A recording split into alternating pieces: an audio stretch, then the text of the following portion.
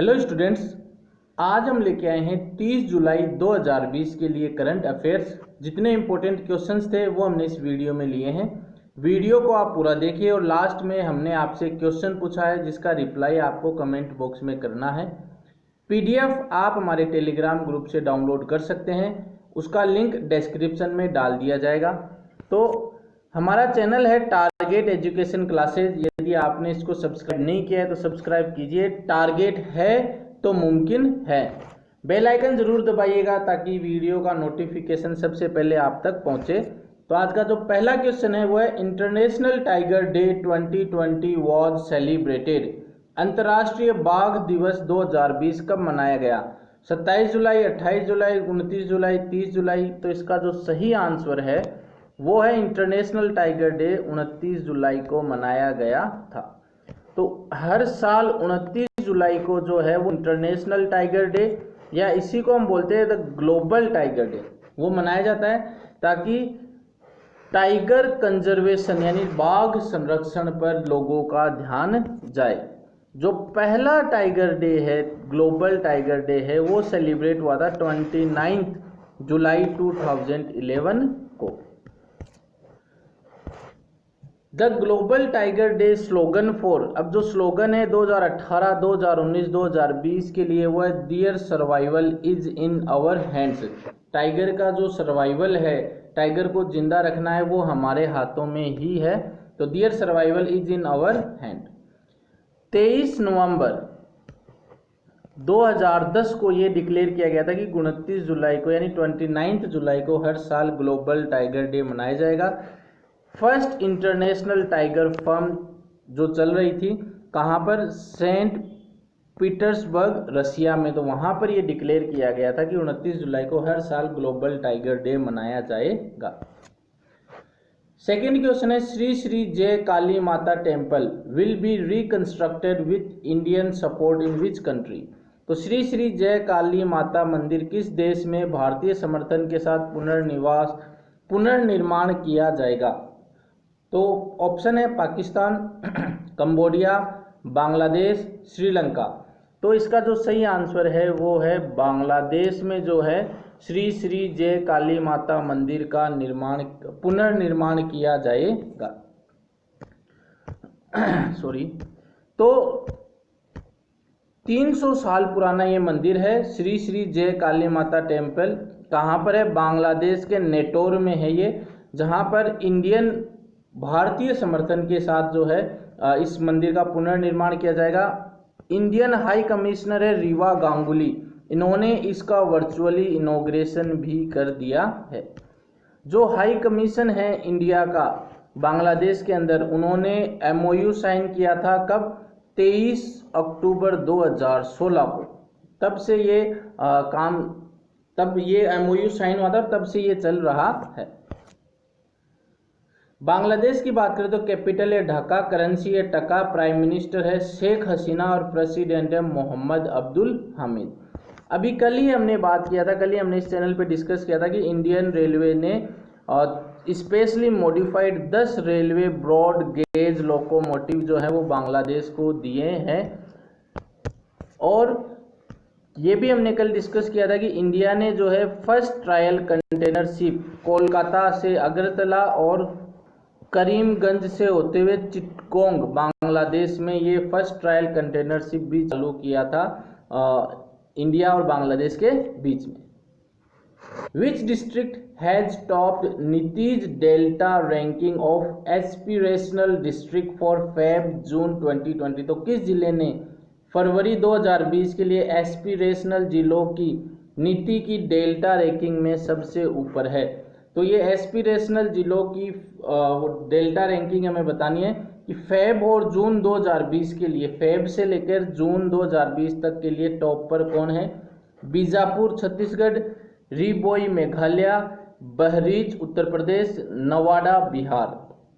तो ये जो ऑप्शन है, पहले नंबर पे तो रहा हुआ है बीजापुर छत्तीसगढ़, दूसरे नंबर पे रहा हुआ है रिबोई मेघालय, तीसरे पर है बहरीच उत्तर प्रदेश, चौथे पर है नवादा बिहार और पांचवें पर है मोगा पंजाब। तो इस पर और चर्चा कर लेते हैं। तो delta ranking for aspirational district, ये किसके द्वारा दिए जाते हैं? नीति आयोग के द्वारा दिया जाता है ये अवार्ड। नीति आयोग की फुल फॉर्म है national institution for transforming India. तो बीजापुर डिस्ट्रिक्ट है छत्तीसगढ़ में, उसने ये टॉप किया है overall delta ranking for February June to 2020 पीरियड। फेब्रवरी से लेकर जून 2020 पीरियड के लिए ओवरऑल डेल्टा रैंकिंग में इसने ये टॉप किया है। और इस पर चर्चा कर लेते हैं। ये जो डेल्टा रैंकिंग है एस्पिरेशनल डिस्ट्रिक्ट्स के लिए, ये 6 डेवलपमेंट एरियाज हैं उसके लिए ये दी जाती है। पहला तो है health and nutrition, education, agriculture and water resources, financial inclusion, skill development and basic infrastructure. ये 6 जो है ये कंसिडर किए जाते हैं और इन्हीं के ऊपर ये अवार्ड दिया जाता है। नीति आयोग के जो चेयरमैन है वो है नरेंद्र मोदी, सीईओ है अमिताभ कांत, हेडक्वार्टर है न्यू दिल्ली। ये जो एस्पिरेशनल अवार्ड की अगर हम बात करें, जो एस्पिरेशनल डिस्ट्रिक्ट प्रोग्राम है ये जनवरी 2018 में लॉन्च हुआ था, ताकि जो लेसर प्रोग्रेस डिस्ट्रिक्ट हैं, ऐसे डिस्ट्रिक्ट जिनके अंदर प्रोग्रेस जो है काफ़ी कम हो रही है, उनको बढ़ावा दिया जा सके। Chief ministers entrepreneurship development programme launched in which state? तो मुख्यमंत्री उद्यमिता विकास कार्यक्रम किस राज्य में शुरू किया गया? तमिलनाडु, आसाम, केरला, कर्नाटका। तो इसका जो सही आंसर है वो है केरला। केरला इसका सही आंसर। तो केरला गवर्नमेंट ने जो है वो नया प्रोग्राम है chief ministers entrepreneurship development programme start किया है, क्योंकि कोरोना वायरस के कारण जो स्टार्टअप्स थे, जिन्होंने भी कंपनीज खोली थी, या जो स्मॉल एंटरप्रेन्योर्स थे, उनके पास शॉर्टेज जो कमी हो चुकी है, वर्किंग कैपिटल है, जो कुछ पूंजी है, चल पूंजी है या कार्यशैली पूंजी उनकी, और अवेबिलिटी ऑफ क्रेडिट, जो क्रेडिट है, जो पैसे उनकी जो कमी हो चुकी है, उनको ध्यान में रखते हुए ये chief ministers entrepreneurship development programme है वो शुरू किया गया है। ये जो प्रोग्राम है ये इम्प्लीमेंट किया जाएगा केरला फाइनेंशियल कॉरपोरेशन KFC के द्वारा, और ये इसी के साथ 3 न्यू स्कीम भी ये लॉन्च करेंगे। केरला की बात करें तो चीफ मिनिस्टर है पिनाराई विजयन, कैपिटल है तिरुवनंतपुरम, गवर्नर है आरिफ मोहम्मद खान। अभी दोस्तों हमने थोड़े दिन पहले डिस्कस किया था कि 29 मई 2020 को केरला चीफ मिनिस्टर ने 1500 करोड़ रुपए लागत की केरला फाइबर ऑप्टिक नेटवर्क, जिसके तहत जो इंटरनेट है उसको फंडामेंटल राइट ऑफ सिटीजन में शामिल किया गया था, और दिसंबर 2020 तक फ्री इंटरनेट प्रोवाइड करवाना था। और ये जो KFO ने ये Bharat electronics limited, RailTel corporation and SRIT and LS cable के द्वारा लागू होने वाला था। तो ये भी क्वेश्चन बनता है कि भारत में ऐसा पहला कौन सा राज्य है जिन्होंने फंडामेंटल राइट दिए हैं इंटरनेट यूज को? तो वो है केरल। तो ये हमें याद रखना है, ये करंट जीके भी है और ये जीके भी बनेगा। Which state procure Bandicoot the first manhole cleaning robot in north east? तो नॉर्थ ईस्ट में बांदीकूट जो रोबोट है वो किसने खरीदा है? सिक्किम, आसाम, त्रिपुरा, मणिपुर। तो इसका जो सही आंसर है वो आसाम के गुवाहाटी में खरीदा गया है।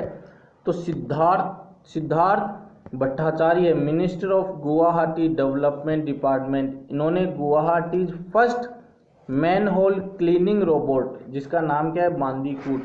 सीवर क्लीनिंग डिवाइस है, ये जो सीवरेज है उनको साफ करने की डिवाइस है। बांदीकूट एक रोबोट है, ऑटोमेटिक रोबोट है, ये खरीदा है कि किस? आसाम के गुवाहाटी ने। गुवाहाटी जो है इसी के साथ फर्स्ट सिटी बन गया है नॉर्थ ईस्ट रीजन के अंदर, उत्तरी राज्य में, उत्तरी पूर्वी राज्य में, नॉर्थ उत्तरी ईस्ट पूर्वी, तो उत्तरी पूर्वी राज्य में गुवाहाटी पहला ऐसा डिस्ट्रिक्ट बन गया है जिन्होंने ये पहला जो है बांदीकूट कोई रोबोट खरीदा है, क्लीनिंग रोबोट खरीदा है।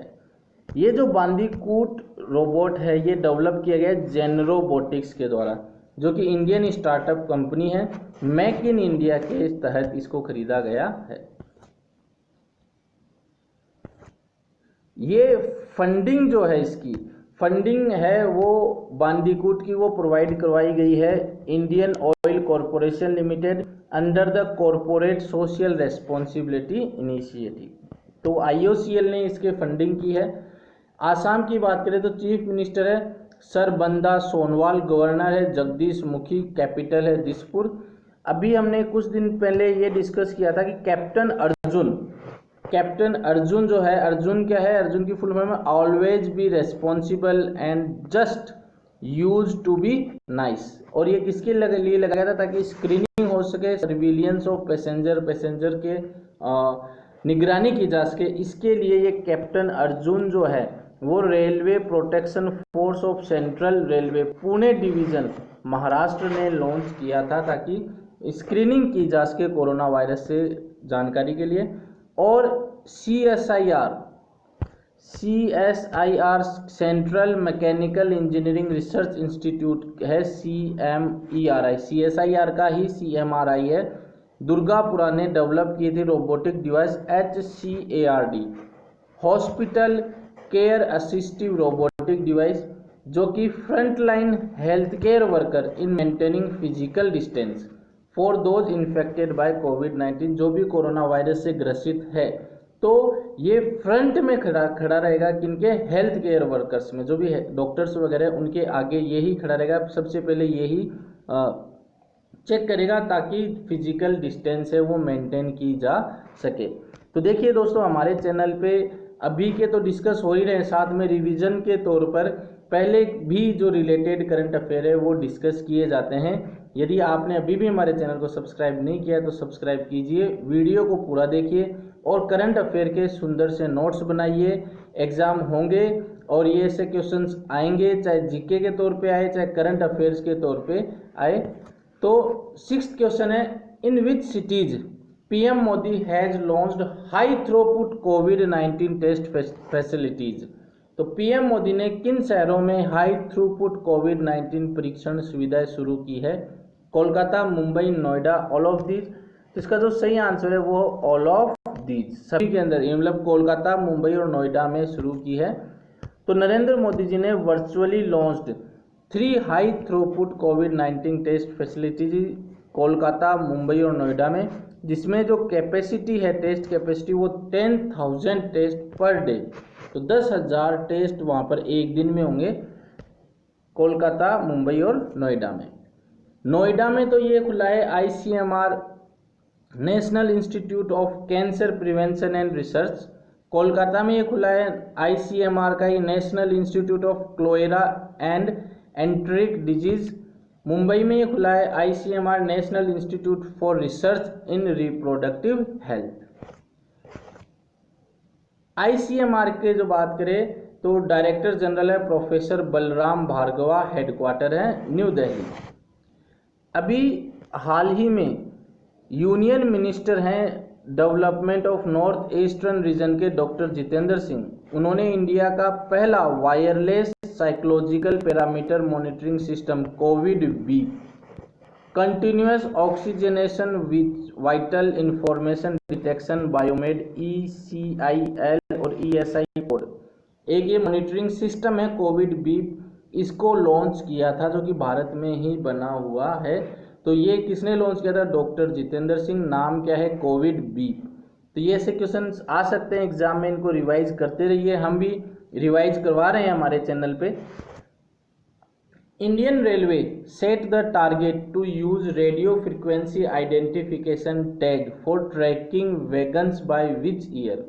तो भारतीय रेलवे ने किस वर्ष तक वैगनों पर नजर रखने के लिए radio frequency identification RFID tag का उपयोग करने का लक्ष्य निर्धारित किया है। तो भारतीय रेलवे ने RFID यूज करेगी, जिसके तहत वैगनों पर नजर रखी जाए। तो ये लगाने का लक्ष्य कब तक निर्धारित किया, 2020, 21, 22, 23। तो सही आंसर है 2022। तो ये कब तक लागू किया जाएगा, दिसंबर 2022 तक ये सभी जितने भी वैगन्स है सब में ये लगा दिया जाएगा। ये जो टैग्स हैं वो यूज होंगे ट्रैकिंग फॉर ऑल वैगन्स, जितने भी वैगन्स हैं उनको ट्रैक करने में यूज होंगे ये। Which state government has renamed Bilung village after popular folk song Rangabati. तो किस राज्य सरकार ने लोकप्रिय गीत है रंगबत्ती के बाद बिलुंग गांव का नाम बदल दिया है? केरला, ओडिशा, कर्नाटका, तमिलनाडु। तो इसका सही जो आंसर है वो है ओडिशा राज्य सरकार ने एक लोकप्रिय फेमस लोकगीत है रंगबत्ती, तो इसके नाम पर ही अपने गांव का नाम जो है बिलुंग का नाम बदल दिया है, वो है ओडिशा राज्य। तो popularity of famous folk song Rangabati, Odisha government ने जो है बिलुंग विलेज को बदलकर नाम क्या कर दिया, रंगबत्ती बिलुंग, और ये कहाँ पर है, संबलपुर डिस्ट्रिक्ट में है ये गांव। तो अब बिलुंग को रंगबत्ती बिलुंग कर दिया है। इस गाने के जो सिंगर हैं वो है जितेंद्र हरिपाल, जिनको पद्म श्री मिला था 2017 में। ये जो सॉन्ग है सबसे पहले रिकॉर्ड हुआ था ऑल इंडिया रेडियो संबलपुर 1975-76 में। और इसके जो लिरिसिस्ट हैं वो है मित्रा भानु गौनिटा। ये जो बिलुंग विलेज में ही जन्म हुआ था, इन्होंने लगभग 1000 संबलपुरी सॉन्ग्स गाए हैं। तो इनको भी जो है वो पद्मश्री मिला है 2020 में। तो ये 2020 में पद्मश्री इनको मिला है, और साथ में इनको ओडिशा स्टेट संगीत नाटक अकेडमी अवार्ड भी मिला है, Akashvani national award for music भी मिला है। इसलिए ये अभी इनको हाल ही में मिला है, इसलिए ये क्वेश्चन थोड़ा इंपॉर्टेंट हो जाता है।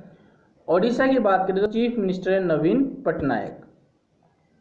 CCSL has signed MOU with which organization to partner in compressed biogas project in India? तो CCL ने किस संगठन के साथ भारत में संपीड़ित बायोगैस परियोजना में भागीदारी के लिए समझौता ज्ञापन पर हस्ताक्षर किए हैं? गेल, सेल, भेल, बेल। तो इसका जो सही आंसर है CCL ने जो है वो CCL ने समझौता किया है गेल के साथ। तो गेल इंडिया है और कार्बन क्लीन सॉल्यूशन लिमिटेड है, इन्होंने MOU पे साइन किए हैं। किसके लिए? कंप्रेस्ड बायोगैस के लिए इंडिया के अंदर। गेल की बात करें तो चेयरमैन एंड मैनेजिंग डायरेक्टर है Manoj Jain, head officer new Delhi. Carbon clean solution limited की बात करें तो CEO है अनिरुद्धा शर्मा, हेडक्वार्टर है लंदन यूनाइटेड किंगडम में। अंडर द कुम्हार सशक्तिकरण योजना of khadi and village industries commission, union home minister Amit Shah distributed how many electric porters vehicle?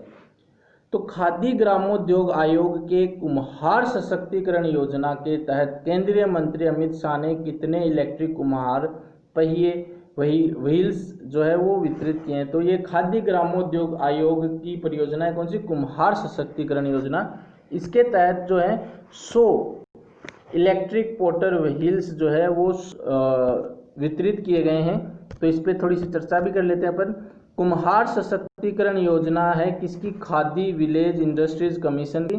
तो अमित शाह जी ने 100 इलेक्ट्रिक पोर्टर व्हीकल जो हैं वो 100 ट्रेंड आर्टिशियंस को दिए हैं गुजरात में। और ये प्रोग्राम जो हुआ था वो गांधीनगर कॉन्स्टिट्यूशन और वीडियो कॉन्फ्रेंसिंग हुई थी न्यू दिल्ली से। Ministry of home affairs union minister है Amit Shah, ministry of states है गंगापुरम किशन रेड्डी एंड नित्यानंद राय।